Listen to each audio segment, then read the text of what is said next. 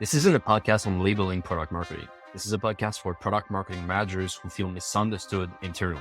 Because building slide decks and writing copy is not all that we do. So are today's product marketers actually marketers?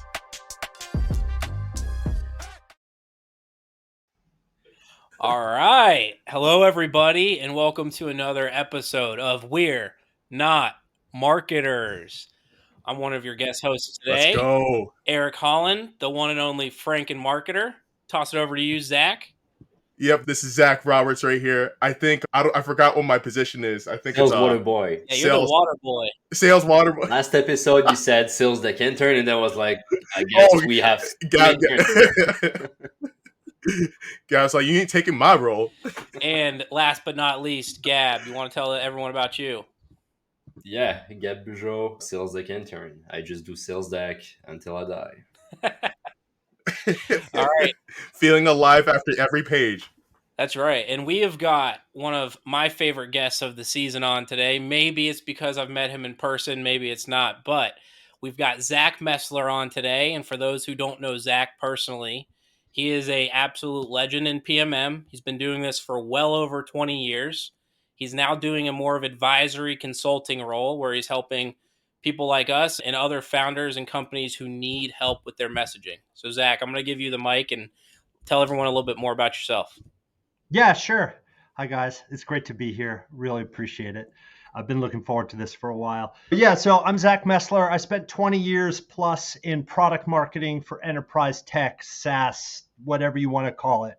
Product marketing to me is connecting, it's discipline that connects product with audience through capabilities and channels. That's what it is. So I left that world about 6 years ago, was part of a team helping take Appian public and had a safety net, wanted to do my own thing. And so there you go. So now, as Eric said, I work with product marketers. I work with marketers and founders really to get their message clear. Message clarity is a lot more than people think it is, but we work on that because that's how you attract more buyers and sell more stuff. And that's what it's all about. You nailed that, man. The number one thing. And I also want to add a little note for our listeners. For those who don't know, I'm a tequila guy. I really don't like drinking anything else. I met Zach down for lunch. He brought some really good stuff. I forget what the one you gave me to bring home, but Met Farm Single Rack Black 15. There you go. And I remember the Black 15, so I know that's it. That stuff is it. That's one of my favorite whiskeys. Oh my gosh, that is so good. And I'm glad you gave me that because since that day, I now am out to trying new whiskeys and have some today. So cheers to Zach. Cheers. Before we get started. Yeah, some too. Cheers. And hey, I'm drinking with y'all in spirit. It's still 12:30 over here, 12:41 over right. here. I'm on coffee, but if I had whiskey, I would put some in it. When you're unemployed, you don't have to worry about the clock. Gab, I'll go ahead and let you ask the first big question of the day, man. Awesome. And yeah, Zach, thank you for being here. So the question everyone has on the top of their lips, are product marketers actually marketers? Why or why not? I'm sorry to disappoint, but I absolutely believe product marketers are marketers. Because let me rephrase that. It's so funny because I thought about this ahead of time and I had the perfect answer. And I was gonna do this. So we're gonna rewind. I'm old school, right? So before I answer that question, let me ask you a question. What is a marketer? Because before I can answer that question the right way, I have to understand, I have to get clear with your definition of what is a marketer, because I might agree with you. I think we're all going to have our definitions, but I'll jump in mine and keep it at a simplistic level. I think nuance is probably deserved as you get into conversation. But I'm going to say when your KPIs are only attached to leads, that would be a marketer to me. Okay. For me, I would say marketing is designed to make selling easier. Okay. That's fair. Oh, I like that one, Zach. I think I'll piggyback on what you said. But if I just take, because my background has only been in marketing, the goal of marketing is to help market something, basically. Well, again, this is a real... For at least, let me start with Eric. If the definition of marketing is generating leads, and I'm getting measured on leads that I generate, and that's it, it's just about generating leads, then I think that's a really shallow view of marketing. And then no, that's not product marketers. Product marketers absolutely affect revenue. They should, good ones at least. But leads, but I think that's a shallow view of marketing. That said, the other two definitions, for better or for worse, I think you agree with me that product marketing, it's definitely marketing. A product marketer is a marketer. It's a certain kind of marketer, certainly a strategic marketer. But you think of all the things that go into product marketing. I think it's easy to sum it up by comparing it to, for example, product management, right? Product management, I heard this way back in the day at Pragmatic Institute. Now it was Pragmatic Marketing back in the day. It was the training, the only training that kind of existed for product marketing back then. And even their stuff was loose because there were so many definitions of what product marketing was. But what they said was product management, your job is to get the product on the shelf. Product marketing, your job is to get that product to fly off the shelf. And it's anything that has to do with getting that product to fly off the shelf. I was listening to some earlier episodes. I don't remember which one, but someone was talking about all the different areas that product marketing hits on. It was one of you three. And maybe it was Tamara. We play in product and we play in marketing and we play in sales and we play here and there and everywhere. And we talk to developers and we're working on roadmap stuff. And yes, because in a great company, product marketing is at the center. You're at the center of the universe and you're affecting change across that entire organization. I remember I got pushback at my last stop because I was working closely with recruiting. Why recruiting? Because they're selling a product. I do product marketing. They're selling a product. That product is a job at our company. That product is the culture of our company. They're selling these things and they have to attract a buying audience. For them, that buying audience is candidates. How are they looking at our organization? How do we get in the brains of candidates? How do we speak their language? How do we show that what we have here is truly special so they want to apply? That's product marketing. It's marketing. What am I doing? I'm getting the product, jobs at this company, to fly off the shelf. It's still marketing. And I think you nailed something that for me, at least personally, is like the root of this podcast is because you said the really good companies, what do they have? Product marketing is at the center. Yes. Making all of this impact and essentially making the jobs of all of these other departments a lot easier. I think what we're seeing is a little bit of a diminished sense where it is siloed to the marketing and, hey, only impact the marketing KPIs. Don't get over there and help with the product roadmap. Don't get over there and help make sure that CS isn't dealing with all of this churn.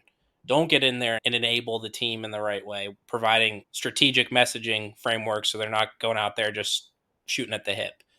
I think that is where our root is. And then, so like you said, how you define marketing, I think then takes the conversation to where we want to go. And I think marketing has probably been diminished to that siloed role. Stay in your KPI lane of leads. How many leads can we generate? Whereas we want to be touching that revenue side and I think provide that glue and cohesion. 100%, 100%. I'm not saying like in the good companies, but it's not surprising. It's not surprising that product marketing is bucketed where it is sometimes. But the thing that all of this made me think, when you're speaking, Eric, it made me think of this. I did not become who I am today. I did not become the guy focused on exactly what I do today until my last stop. And I was at my last stop and I had the honeymoon. It's a great company. Don't get me wrong. It's a great company. But I had my honeymoon and then it just, I had the wrong manager for a little while, or peripheral manager. The guy I reported to actually was pretty awesome, but I was being yelled at.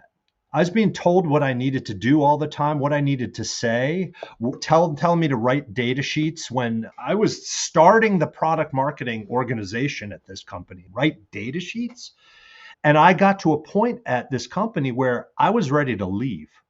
And so I used to keep a pad by my bedside at night. I don't anymore because I'm not stressed anymore. But I was so stressed, I'd wake up and I'd go downstairs and I'd write. And this is back in the early, it's not even that early day of LinkedIn, but this is probably like 2015.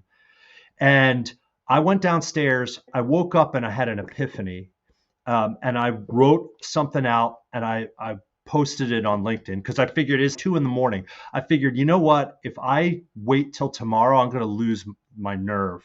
And I'm going to, again, show my age. It was like my Jerry Maguire moment. I called it the key to the universe. I'll share it with you guys if you want to read it. But it's still on LinkedIn. I said, I figured it out. Tonight, I figured it out. The key to the universe. And it's easy, or it's simple, but it's not easy. And it's only 2 things. And the key is you have to do them in tandem. And those 2 things are do the right thing. So the idea behind it is if you have thinking about your job, if you have experience and just a modicum of ethics, you know what the right thing to do is in any circumstance. So just do the right thing. And if you're not sure, do what your gut says and do the right thing. The second thing is don't be afraid of what happens when you do the right thing. Are you going to get yelled at? Sure, you might get yelled at. Could you lose your job? Sure, you might lose your job. But for all of these things, what's the worst thing that could happen? If you do the right thing and you are not afraid of doing what you know is the right thing, the worst thing that happens in the situation is you end up in a better place. If you need to find a new job, okay, then you go find a new job. I know that's not so easy to say, but the reality is if you plan it out and you're focused, you can find another job. But what I did is I started living that way at this place. And the yelling stopped. I became friends with the best salespeople at this place. I became the only interface in marketing in the entire company. And this was a company that grew, when I was there at least, the marketing team grew to about 50 people. It was massive. I was the only one that had a real interface with sales. I was doing what I wanted to do. It was the right thing. I was always doing the right thing. Was it always pushing limits? Absolutely. Did I piss people off? Absolutely.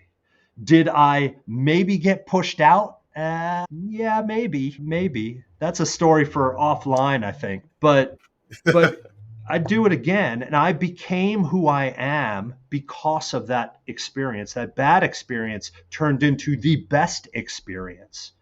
I was showing up at work in sweater vests all the time and khakis. And after that, I was like, what am I doing? And I started wearing hoodies to work and Vans. I can imagine you rocking a sweater vest and a little tie, little bow tie. Oh, that's funny. No, I never did the tie thing. I dug my sweater vests.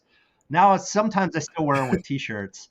But I had more of an impact at that company after that because people gravitate when you have guts, especially when you're doing things that other people aren't willing to do.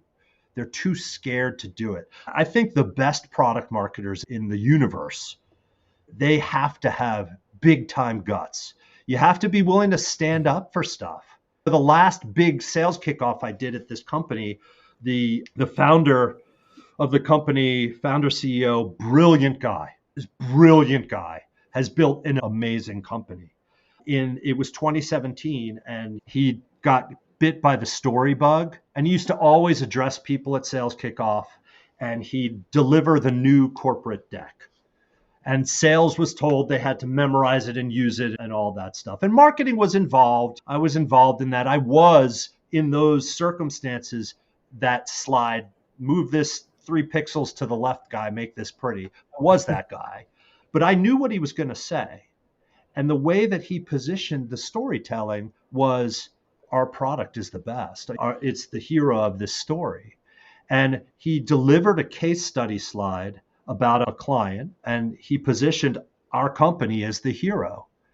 Later in the day, I had a 30-minute slot. I spent 20 minutes on an attention step.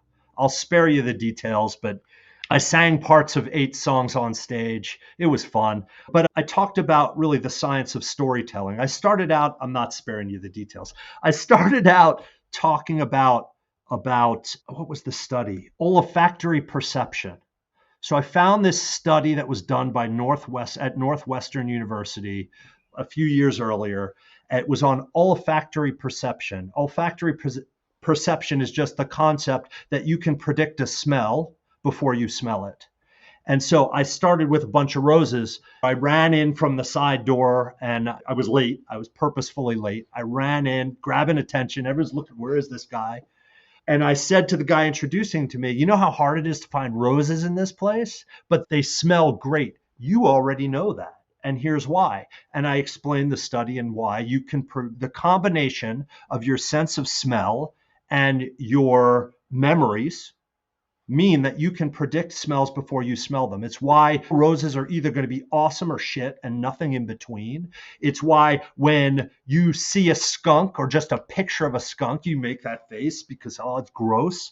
When you open up the fridge and you're not sure the milk is right, you're already expecting it to not smell. You're predicting the smell before you smell it. So I went from there to what makes a song a hit. And there are 4 chords. There's a great comedy band called the Axis of Awesome. And if you look up Axis of Awesome and 4 chords, you'll find these versions of 4 chord song that they do where they sing 50, 60 versions, different songs with the same damn 4 chords. It's wild. So I sang I said, what makes a song a hit? There has to be something. So I found the one song in the universe that is the same 4 chords from the very beginning to the very end. Demons by Imagine Dragons. It is just the same damn thing through the chorus, the stanza, everything. And I sang parts of 8 different songs. And then I said, okay, we know, let's think of our senses. We know that we can predict a smell before we smell it. We know what makes a song a hit, what makes a story stick. And so I brought up, this is in January 2017, I brought up the hero journey and talked about the hero journey and brought in Star Wars. You've seen this before. You know how to tell a story that'll stick because you've seen it before. And I use different movies, right? Star Wars, Finding Nemo is a hero journey. I don't remember the third one I used, but any Marvel movie. Lord of the Rings is the one I can really... Lord of the Rings is like the other. Yeah, I say Rocky. Ferris Bueller's Day Off is a hero journey. Ferris Bueller. Absolutely. Ferris Bueller's Day Off is a hero journey. Cameron is our hero. I love what you said about like the study with you're able to understand what the smell is going to be prior to smelling it. And I like the way that you're talking about storytelling as well. And we definitely want to dig a little deeper. But I'm curious, you're a messaging expert. We love what you're doing on LinkedIn. We love all of that. But what I've been hearing the most from product marketer, and sorry if I kind of shift gear a little bit, but I feel like it's a bit of a junk food advice. But people are saying, hey, your messaging needs to be clear. It needs to be crystal clear. And I feel like it's just really like just the surface level stuff that people are saying. It's easy for a founder to understand that. But when you're reading that, when people are saying, just be clear, what's your first instincts? What's your reaction to that, basically?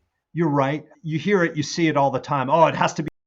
What matters is how our audience thinks, how our audience speaks, what's clear to our audience. And that's why saying, oh, simple words, it just doesn't work. It's too surface. It's a tactic. Simple words, if I'm selling really complex IT, to smart IT people, and I use really simple words, guess what? They're probably not going to buy from me. Now, I'm not saying you have to use complex words. That's not what I'm saying. I'm saying it's understanding how they think, it's getting in their heads, it's knowing the words that they use to describe their challenges, to describe their dream, to describe all of the things in their roles, in their lives. It's understanding that stuff. Clarity is more than simple words, a lot more than simple words. And it's more than just like clear messaging is more than just what you say. And I haven't heard that anywhere else, but I truly believe it. Awesome. Yeah, and I think you did a post on that where what are different types of clarity?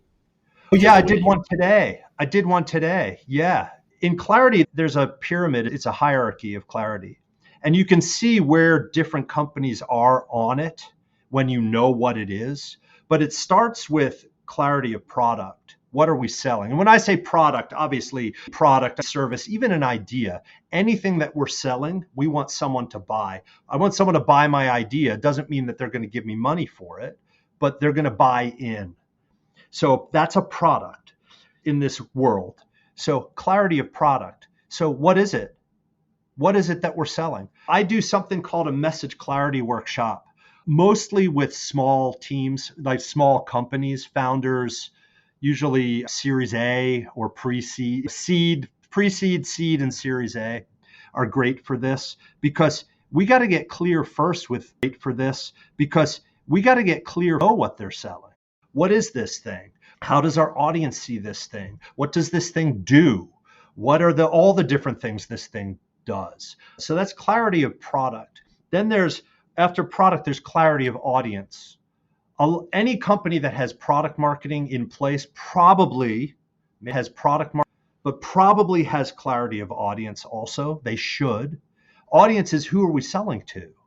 I will go to my grave swinging this bat, which is everything and anything that anyone buys solves a problem, including all of those kicks behind Eric.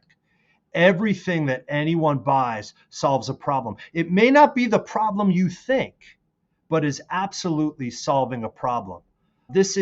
You have to expand your mind for some of this stuff. It's, at least my approach with this, it's rooted in classical philosophy in Aristotle. I was a philosophy major way back in the day.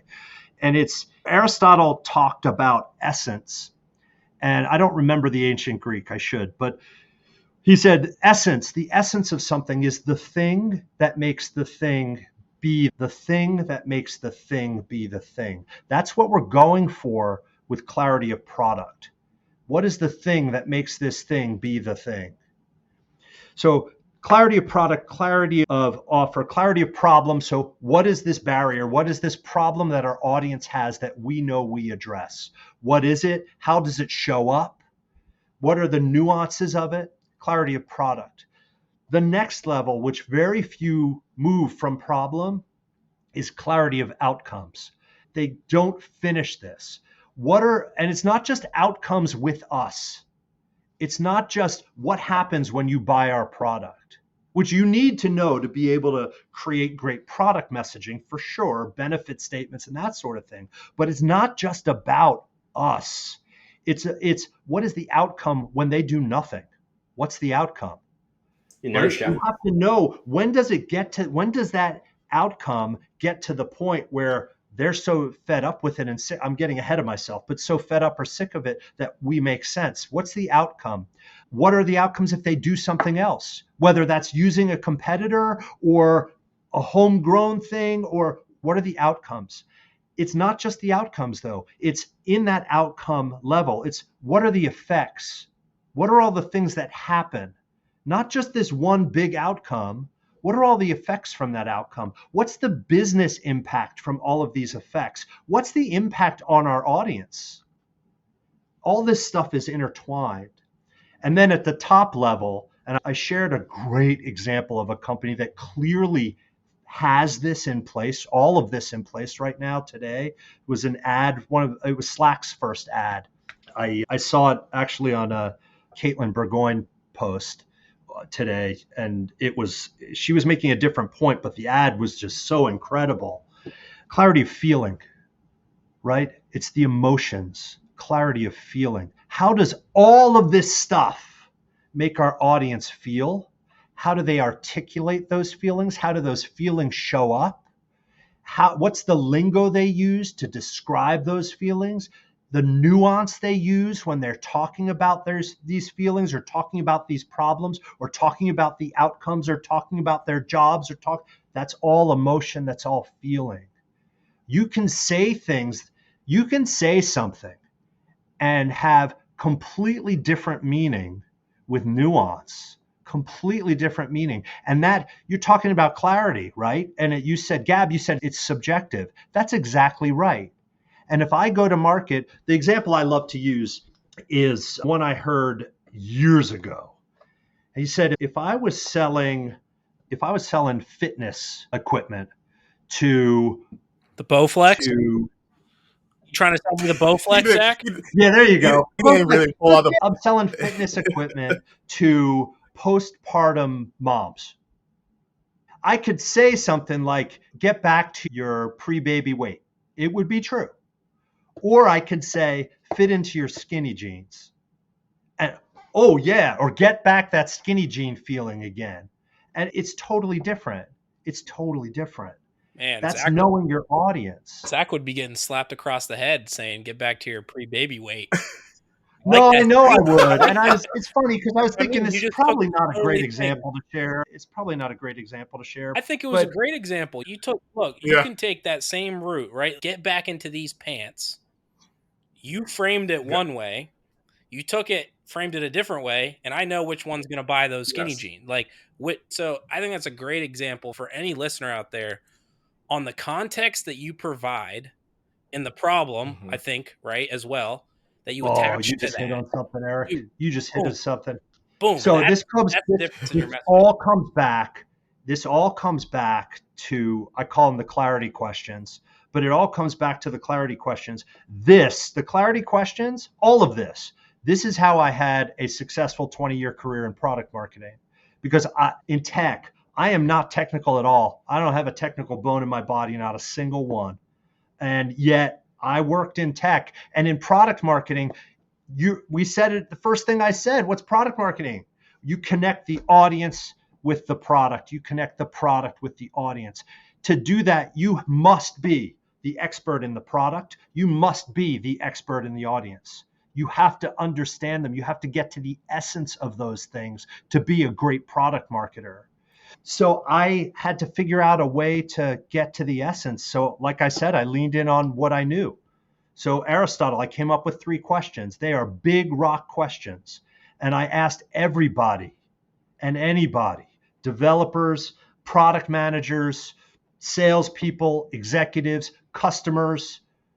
I'd go to trade shows and I'd ask people coming to the booth, just about our product even. They don't even know.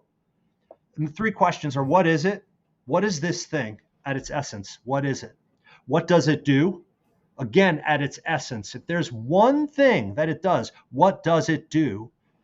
It forces you. What is it and what does it do? Forces you to lift things up. This is not dumbing things down. It's lifting things up. When we create messaging, we never want to dumb it down. We have to lift it up because then anything we create from that message, it falls in line. It fits. I get it. Now, all of a sudden, I create content for my marketing team that's creating content, my sales enablement team that's creating materials all along that buyer journey. It all maps back to that high level. It maps back. This isn't just about simple words. The last question, the most important question, why does it matter? Why does it matter? Not to us. Why does it matter to the people it should matter to? And the reason I bring all of this up is because you used a magic word, Eric, and that's context. Context. I like to say I do mostly for entrepreneurs now, but I'm thinking about doing this for product marketers too. I run a class on this, Get Clear. I call it Get Clear, a program. And in it, I always tell the same story. It's a messaging and marketing lesson, really a messaging lesson. Back in the day, way back in the day, you could go to market with feature benefit and it would work. It was the way to go. I love to say it was taught in B school, but hell if I know. Then some smart marketer came along. I don't know who she was. And she said, wait a second. People aren't buying features. They're buying the benefits. And it became benefit feature. The market in some companies, they're still there. They're still stuck in benefit world. Then another smart marketer came along. I don't know who they were either, no idea. But they said, wait a second, a benefit is still about us. We're not going to capture that much attention if we're always just pounding our chest and focused on our benefits and our features. And where people buy stuff to solve a problem.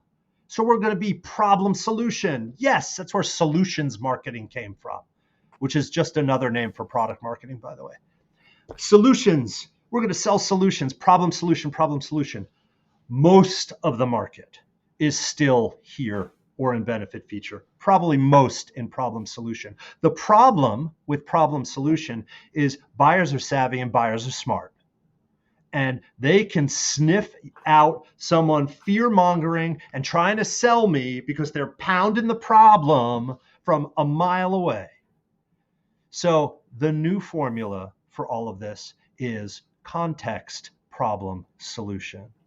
You can't go to market with a message and not have that context, not understand your audience, not understand your product, the use cases. This is what I mean. When I say it's intertwined and it's massive. This is a massive nut. Context is the most important thing. We have to have context. That's why this hierarchy is there. Product, audience, problem, outcome, feeling. That can give you context. If you get why does it matter right, you have a narrative. You have a killer narrative if you do all the work to really get to the soul of your audience, get to the essence, the soul of your product. It's so much easier to connect them. I'm sipping. Zach, earlier you said in response to what Eric and Gab were saying that of why we feel product marketers aren't marketers. And you mentioned that you've noticed that the product marketing role has seen like some diminishment. I'm curious, like what's been informing that point of view? That's my first part of that question. And then the second part of the question, for product marketers who were in a similar situation where you were in, having a leader tell you, build a slide deck, build this data sheet, work that feels further and further away from revenue. Sure. How can they turn that around? How can they have the success we're talking about right now? First off, I don't know that product marketing has really diminished, right? I'm taking this from you guys, right? You're product marketers. I just listened to the episode you dropped today. You got laid off. You're close to it.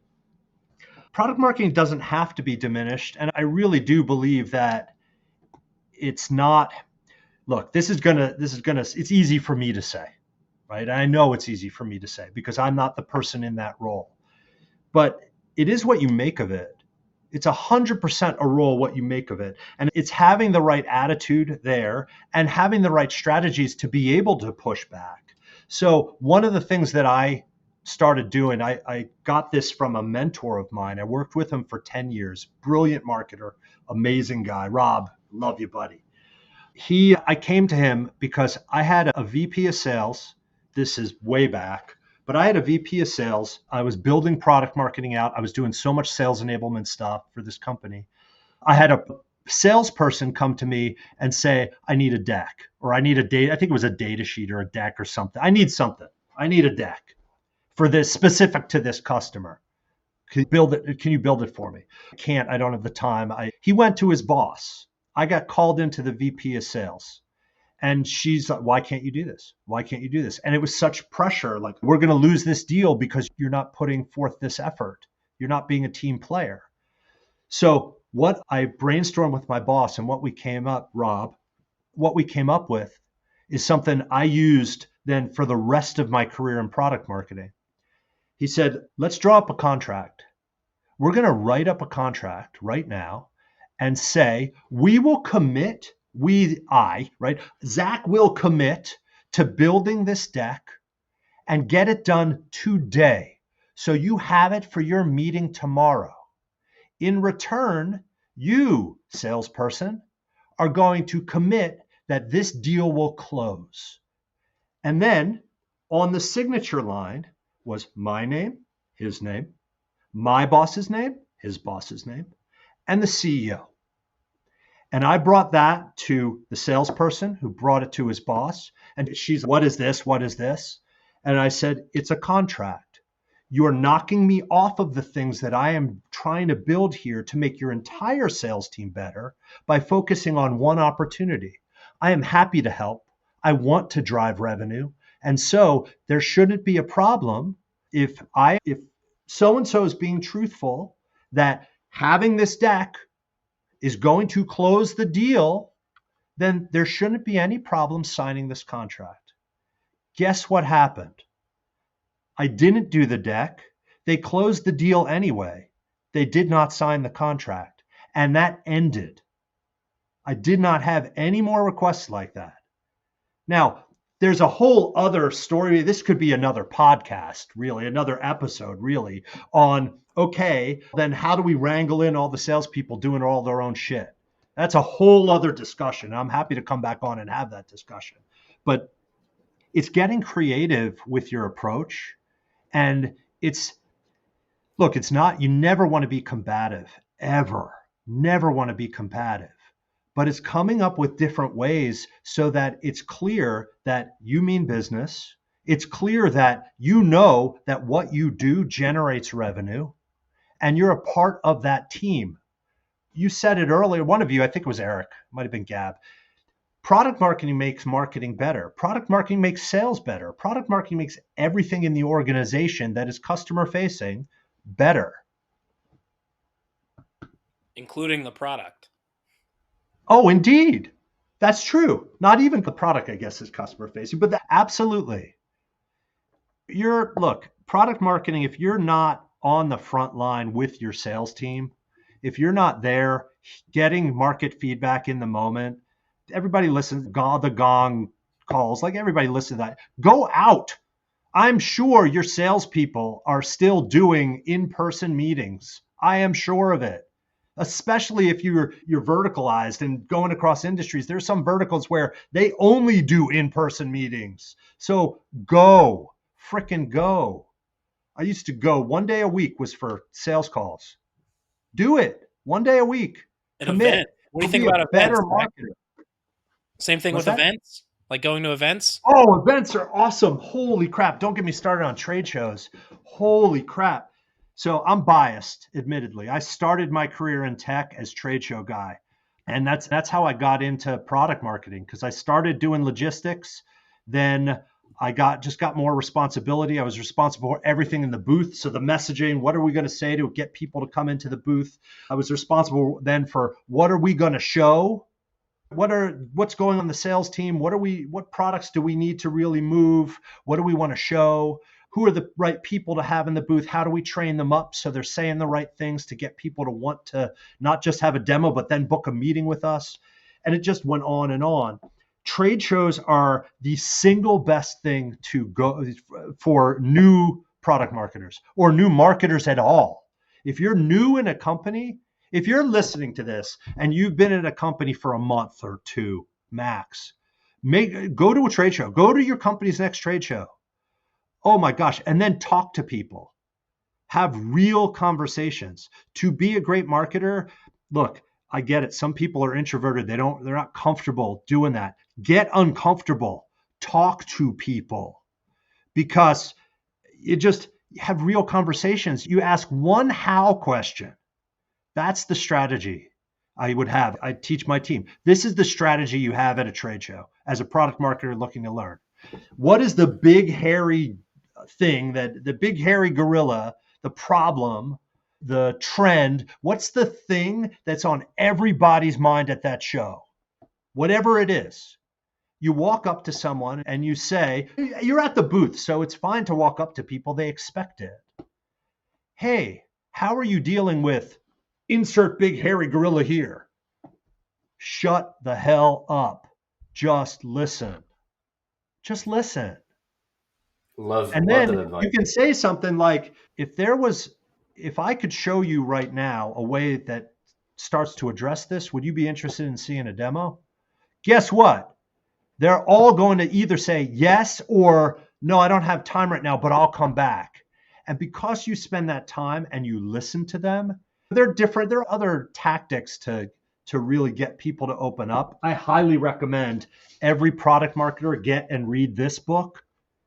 Yes, This book yes. is, don't be fooled. It is a negotiation book, but this is a messaging book. That's what this thing is. This is a product marketing book. That's what this is. When I do workshops for teams of product marketers, I always, after I send everybody on the team a copy of that book, and I offer as part of the workshop, we're going to talk about it. Read it, and then we'll talk about it. Because that book is freaking amazing. Just for audio listener, it's Never Split the Difference. So Never Split the Difference by Christopher Voss, who's he's a incredible former book. Top FBI. He's the FBI top hostage negotiator, or former. Yeah, it's an amazing book. I did not know that. Now, if that's not a man who can't save your business, I don't know who can. But that's about connecting with your audience. That's what it's about. And what's connecting with your audience? It's product marketing. Product marketing is the answer. Zach, you want to have a little fun? Let's do it, baby. All right. All right. So we love, this is a personal favorite on this show. We've done it once before, and now we're going to let Zach be the second victim. So Zach, you are going to be put into a phone booth. You have to pick one, and this will be used for your clients. So if you've got, let's say, 10 clients, you have to use this approach for all 10. You cannot waver. You cannot weasel your way out of this. No pleading the fifth. All right. So increase ROI or maximize profit. I quit. But I tell you, no, seriously, I would do, given the choice where I must use one, I would go with maximize profit 10 times out of 10. Okay. And even though it would make me vomit, because ROI is not an early stage message at all. And ROI, you make it about price immediately right off the bat. And you also, this goes into unintended consequences, right? ROI is not an early stage message at all. If you're starting with ROI, if you have an ROI calculator and you're highlighting it on the front page of your website, you're knucking futz because it's hurting you. Because when you think about ROI, or you say use an ROI message, and that's even like a ROI of 10x ROI or whatever. I hear that and it's, okay, this thing is either ridiculously cheap and simple to use, or it's crazy expensive and complicated. And if it's crazy expensive and complicated, I don't know if I want to risk my job on that. Now, this may happen like that. You're triggering fight or flight. This is limbic. This is lizard brain limbic brain stuff. This is, oh man, ROI. No. All right. So Zach's digging into the profits over ROI. I will say maximize profits makes me want to vomit, but all of these, gun to my head, having to choose one easily. It's an easy choice. All of these. All right. So the next one would be grow your business versus scale operations. Oh, geez. I do scale operations before grow your business because scale operations is more specific. I know it's for ops, where grow your business tells me nothing. Anything anyone buys in tech is to grow the business in some way. If I improve my ops, I can grow my business. If I improve my sales, I can grow my business. If I make my people better, I can grow my business. If I have better leaders, I can grow my business. That's why. Oh, you're hitting the product we're selling can do it all. Oh, it's terrible. It's an all-in-oneer. all in one. So the next one, Zach, I hope you have a life insurance policy out for this. So boost your sales versus enhance revenue. Oh, I go boost your sales, and I'll tell you why. Enhance is a weasel word, a marketing weasel word. Enhance, enable, allow. They're terrible. They're terrible. Anybody buys enables something or enhances something. It's why they're buying it. Not to mention enhance sounds like it's ED medicine. It's just like terrible. I'm not saying boost your sales is any good. It's not. But if I get to the root of those, the root of what it does, we're talking about what it does here. It boosts your sales, right? Or it enhances, I don't even know what you said, it enhances your revenue. That makes no sense. Jesus. Oh my All right. God. All right, Boost. next one. No, Are you ready? I want to finish this. As a root verb, boost, while it sucks, is much stronger than enhance. I like your rationale. I actually agree 100%. Boost is, if you got to pick one, boost whatever is better than enhance whatever. Maximize efficiency or optimize workflows? Oh God. Optimize workflows. Okay. Optimize workflows. All The right. efficiency thing is just efficient work. Again, it's the same rationale as not the first example, but the first example here. Workflows is more specific than efficiency. I don't even remember what you said. It's just mind numbing. How do I improve my efficiency and enhance my efficiency? By optimizing my workflows. Now, horrible language. Don't use it, please, people. I don't want to see you guys going to market with something like Zach Messler says, optimize your efficiency. Oh my God. No, I think we might have to put it on our website. Yeah, there you We go. might have to don't put that worry. on We our put the disclaimer up. This is all for fun. All right, Zach, we're going to put you through a few more lightning. No explanation. Okay, lightning, right? let's go. There's no explanation on this. Game changer versus disruptive. Oh, man, I'm not doing a good job at the lightning. Holy crap. Disruptive over game changer because VCs always like disruptive. Okay, next gen or state of the art? Oh, do I have to use the dashes? Yes. Hyphens are included. I quit, man. I quit. I couldn't either. You've got to. State-of-the-art- You've got a paying client waiting for one of these. Oh, I would advise them not to use me. I'd advise them not to use me. No, I would for sure. If that's what I Zach's have to firing use, himself. I would say I'm not your guy. I'm not your guy. All right, A couple things though. I want to explain why, Yeah, right? Because that's it's not just the fun of all this. It's not just the dashes, the 3 words in one, and all this. But next gen. Next gen is you're selling a future now. It's the same thing as like the future of X or the future of X is here. That is a terrible message because what is the future? Nobody knows. It's uncertain. You're already selling uncertainty. And so if you shine a light on, you're selling change. We're all selling change. If you shine a light on risk, on uncertainty, which is what the future is, next gen, you're not going to sell as much as you could. State of the art says who? Says Hood. My product's the best. Nobody gives a shit about your product. And I will go to my grave saying that one too. I know one of your past guests doesn't agree with me. No one gives a shit about your product until they do.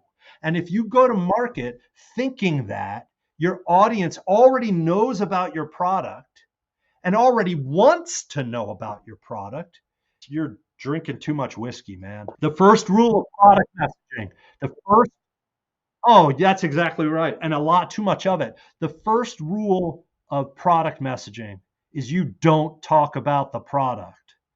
You do talk about the product, but you do it peripherally. And again, if you go back to the clarity questions, if you go back to that hierarchy and you do the work there, then you will know the right thing to say. I love it. All right, Zach, we will unchain you from the torture chamber. You did a great job, and we appreciate you being such a good sport on it because we all know it's very painful to be put into that situation where you have to pick one. So thank you for that, man. Thanks. May I suggest electric shocks next if people don't answer as quickly? Because I certainly did not answer. No, what we might do is give them the option. They can be hooked up to an electric chair for light shocking, or they can answer our questions. Oh, geez. That's brutal. This is awesome. And I think to wrap it up, I just want to say I've been through one of Zach's kind of clarity cohorts, I'll call it. It was one of my first real instances getting into the B2B SaaS space and hearing for the first time how important it was to answer those questions. And I remember Zach positioning one of the founders and said, "What is your product?" And it was like it was so painful to hear this founder who spent all this time and effort in this SMS delivery of, Yeah. you remember that? Yeah. So it was Yeah. like, you forced him to answer that question. What is it? What is it? What is it? And it was the most nauseating answers that he was able to regurgitate. But once you broke it down and you worked with him and you got him to answer that first simple question, right? There was two more he had needed to answer, but it was just such an enlightening moment for me in my product marketing career, was to sit through that class and hear how important those questions were to answer. Then positioning gets done once you do that. That's right. What is it? What does it do? Why does it matter? When you ask, what is it? Most people, not just founders, not just marketers, not just sales, most people, if I say, what is it? They tell me what it does. They tell me what it does. If I say, oh, what is this? Well, that's easy. People say it's a glass. No, that's your example. That's your example you used, and it resonated with me. Oh yeah, did I do the whiskey glass or did I do a regular glass? A regular glass, yeah. You did a regular okay. glass. So if you can't say, so Eric, you can't play here. If you can't say what this thing is, you can't call it a glass. I'm from another planet and I don't know what this thing is. How do you answer the question? What is it? What's a cup? What is it? It's a container. Yes, it's a container. What's it do? It holds liquid. I would say it's a cylindrical container made out of glass. That's what it is. What does it do? It holds liquid. And why does it matter, Zach? Why does it matter? Why does it matter? You need liquid I'll give you a hint.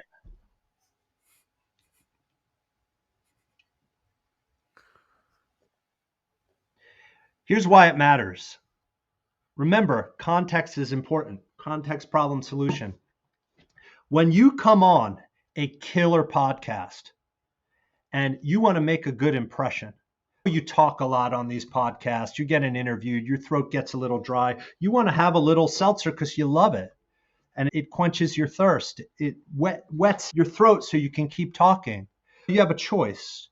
You could grab your bottle of seltzer and just drink it right on camera, but that's rude and you're going to come across as being a dick. And so instead, you have your glass. It's more civilized. It holds just enough. You can even stick your pinky out and you take a drink. That's why the glass matters, for this circumstance at least. So, drink out of a glass if you don't want to look like a dick.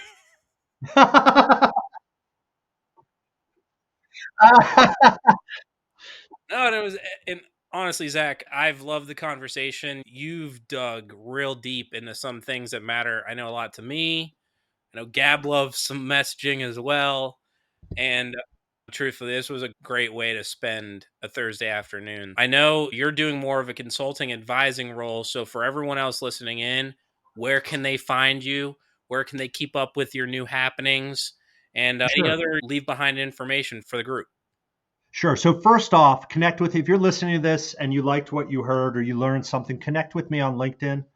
If you look up the hashtag Boom Shakalaka, you'll find me. I spell it phonetically, SHOCKALOCKA, Boom Shakalaka. You'll find me, or Zach Messler, of course. You can go to zachmessler.com, but I must warn you, my website's terrible. I haven't updated my website in a long time. I'm embarrassed by it, but it doesn't matter. My website doesn't really matter that much. The last thing, too, is I have an offer for anyone who's listening. If you dug what you heard today and you want to dive into it for your specific circumstance, I'm offering free. There's free for anyone listening. If you go to clarityrules.com, you can book 45 minutes with me. It's one-on-one. We can talk about your product and I'll give you some coaching, some advice. We can work through some of this together, but that's clarityrules.com. That's set up. It's every Tuesday. I'll do it for as long as this is living, as long as people keep coming in. We'll add the link in the show notes. Thank you. I just saw that We're Not Marketer bonus. It's amazing. Yeah, I'm sure listeners should hop on this. Definitely, it's an amazing offer. Yeah, thanks. Appreciate it. Yeah, this was super fun. Thanks for having me. I know this probably wasn't your typical 30, 40-minute job, but I had a great time. I think it was you guys. I don't remember. I heard this somewhere.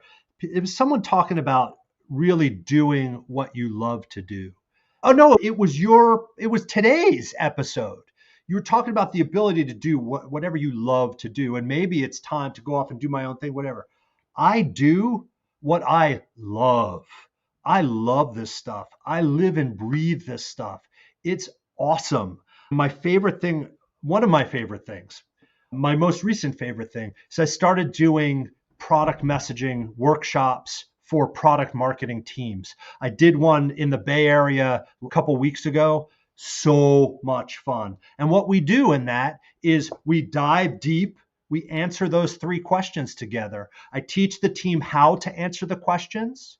If we need to do interviews, we do interviews together. We work through it. And then the last day, we're in their product messaging. We have people coming in, we're getting demos from their product people. We're doing all that stuff. But at the end, when we finish up, they have a message that they can go test, take to market and test. And they also have the know-how to be able to do this again and again and again. And it was awesome. I love doing those. I want to do more. Awesome. Love it. Yeah, I think if we're able to really go deeper and being more than surface level on product messaging, I think it's just helpful for anyone because it's one of the foundation of any marketers or product marketers. Really excited about those workshops. Yeah, thanks, man. And thanks again for having me. This was a blast. It was amazing. Thank you. Thank you again. Yeah, man. It was great having a personal friend on the show and be able to talk about something that's really near and dear to our hearts. Zach, thank you again, man. And this wraps it up for another episode of We're Not Marketers. Thanks for coming. See you next time. Thank you for listening to We're Not Marketers. If you liked what you heard, please subscribe, review our podcast, and share this episode with other PMMs. Thanks again, and see you soon.